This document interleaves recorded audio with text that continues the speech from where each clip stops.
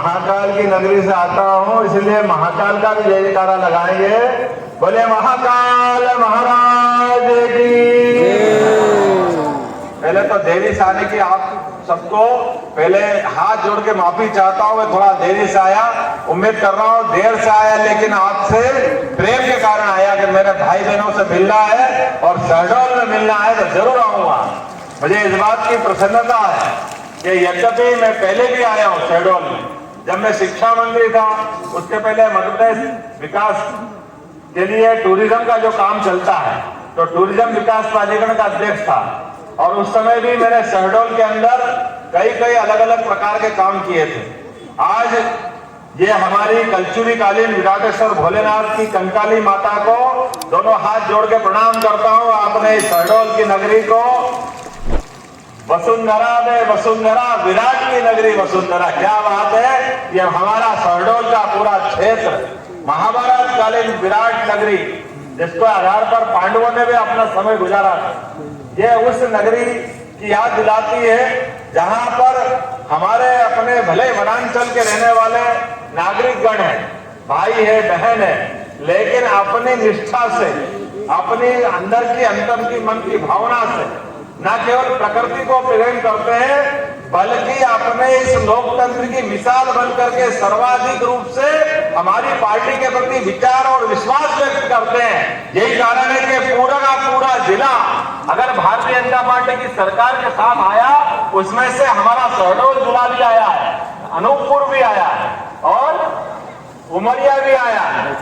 पूरा का पूरा संभाग दोनों हाथ जोड़ करके वाकई आपका आभार मानता हूं।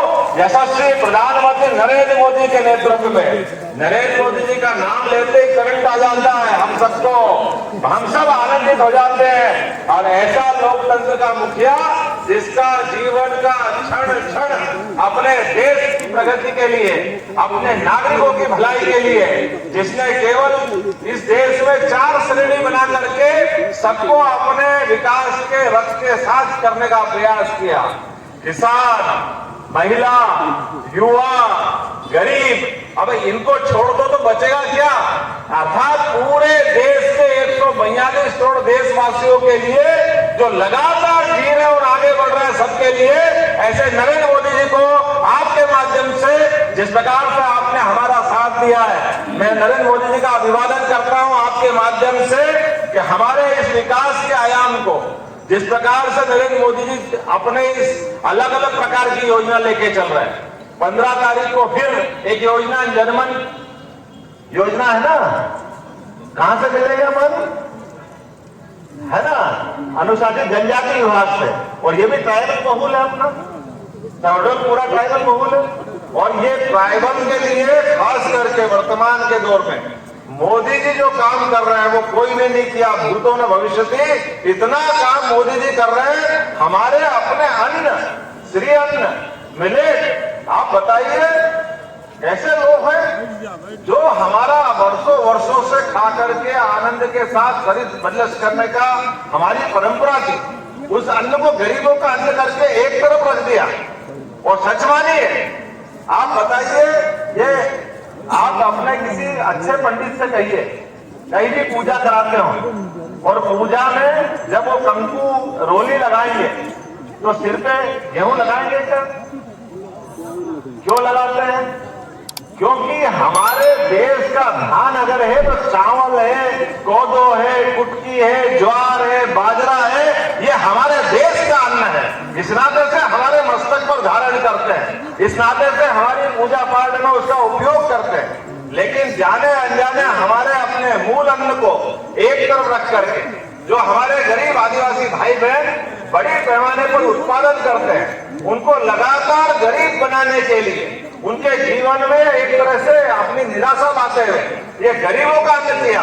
मुझे इस बात का गर्व है, नरेंद्र मोदी जी ने वो सम्मान वापस दिलाया है कि अगर पौष्टिक और शुद्ध आहार करना है, अपने आप को, शरीर को अच्छा रखना है, तो मिलेट का अर्थात मोटे अनाज का वर्तमान में बाजार बनाते हुए, और मुझे इस बात की प्रसन्नता है, आपकी ये धरती तो रानी दुर्गावती वाली धरती है।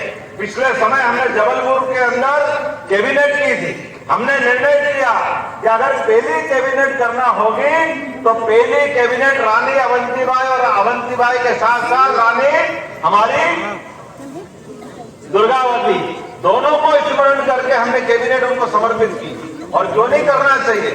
हमारे यहाँ तो अपने इस देश की संस्कृति है, हमारे यहाँ अपने इस देश के अंदर के अनेक उदाहरण भरे पड़े हैं। जब माताओं बहनों ने अपने पुरुषार्थ से, अपने पराक्रम से देश के लिए मार्ग बताया। आपको ध्यान में होगा, मुगलों की सत्ता को चुनौती देने के लिए आगे बढ़कर के जिसने अपने पूरे देश का अलग से मार्ग प्रशस्त किया, ऐसी महारानी रानी दुर्गावती का भी ये क्षेत्र रहा है। हम उनको स्मरण करें और उसी आधार पर, रानी दुर्गावती के आधार पर हमने अपनी उस दुर्गावती योजना चालू की है, जिसके माध्यम से हम गोदो कुटकी के खरीदने पे 1000 रुपया कुंटल अलग से देने वाले हैं। इसका निर्णय हमने रानी दुर्गावती के नाम पे किया है। 10 रुपए किलो, अर्थात निश्चित रूप से 1000 रुपया कुंटल। अब हमारा अपना यहाँ का अन्न बेचेंगे तो उसमें लाभ मिलेगा। मैं आज जहाँ आया हूँ, अपने अलग अलग प्रकार की बहुत सारी योजना लेके आया, लेकिन आज का समय तो थोड़ा अलग टाइप का है, थोड़ा विलंब से आया हूं, इसकी क्षमा भी चाहता हूं। मैंने पहले भी कहा है, शहडोल में सुपर फूड सहजन, जिसको मुनगा बोलते हैं, उसकी उपज बहुत होती है। ये 10 दूसरे राज्यों में भी जाता है और टेस्ट इतना बढ़िया है कि उंगली चाटते रह जाओ, इतना आनंददायक बनता है। उसका जो टेस्ट आता है वो जब एक बार जिसके जीवन में आता है वही महसूस करता है।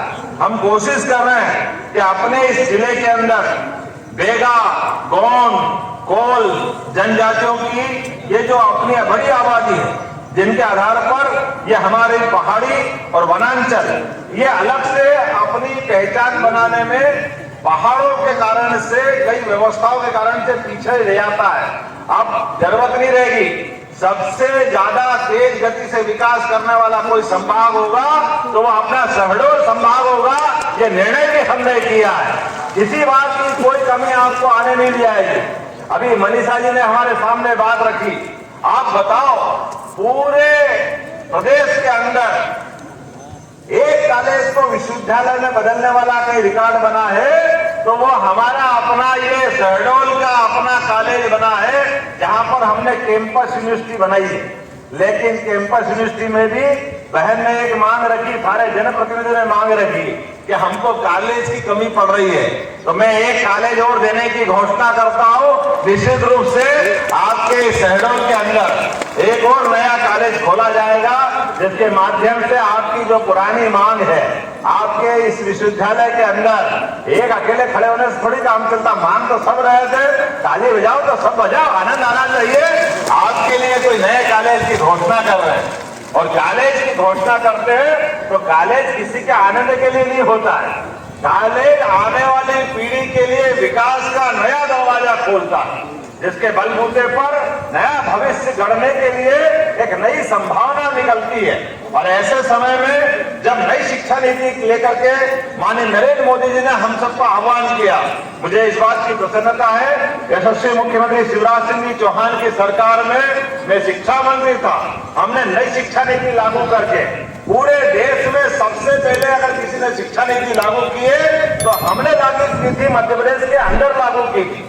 और उसके माध्यम से हमने उस शिक्षा नीति के अंदर सभी प्रकार के विषयों को जोड़ते हुए विद्यार्थी का सर्वांगीण विकास हो। डिग्री अगर लेने जाए विद्यार्थी तो लगना चाहिए कि हाँ हमारा कोई विद्यार्थी है।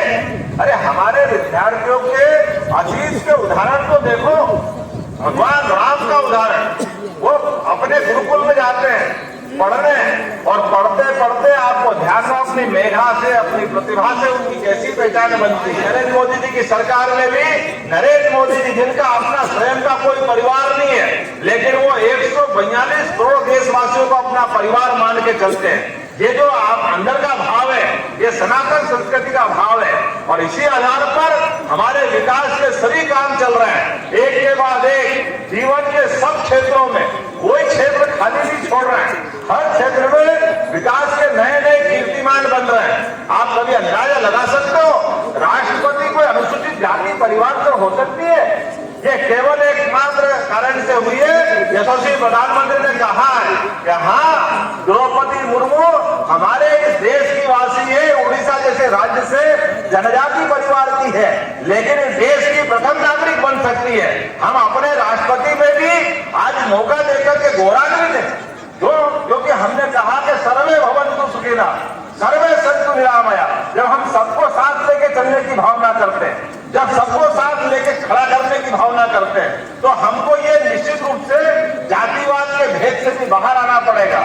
हमको सबको साथ में खड़ा रख करके दिखाना पड़ेगा कि जो हम कह रहे हैं वो करके दिखाएंगे। हम अपने डबल रोल की जिंदगी से पूरा नहीं कर सकते, इसलिए हमारी जिनमें आस्था है वो आस्था का प्रकटीकरण भी होना चाहिए।